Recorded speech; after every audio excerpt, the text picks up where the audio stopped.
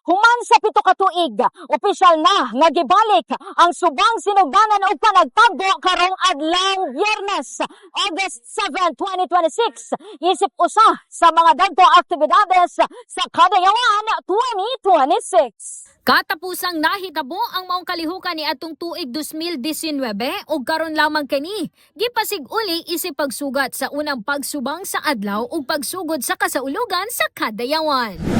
Gitinguha sa maong kalihukan nga pasidunggan ang nagkalain-laing kultura sa dakbayan sa Davao ug paligunon ang panaghiusa sa komunidad isip usa ka pamilya sa Kadayawan. Our indigenous people or atong 11 ethno-linguistic groups, diri sila suba nga sinugdanan. So the Davao River is the river that nurtured our earliest communities in Davao. So way before Pata na colonized in 1848 through Don Jose Cruz de Oyanguren, naanay trading and social activities nga gahitabo diri sa ato ang river. So ang ato ang mga indigenous people, especially kanang mga Bagobo, nag-trade na sila with other ethno-linguistic groups gikan sa lain-laing lugar. Like for example, the Maguindanaon from Cotabato. Human sa subang sinugdanan ug panagtagbo, musunod sab ang opisyal nga pag-abli sa Kadayawan Festival 2026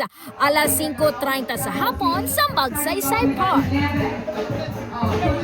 With the melodic bamboo instruments and chants of the Muad chieftains in Davao City, starting off with the 11 cultural communities.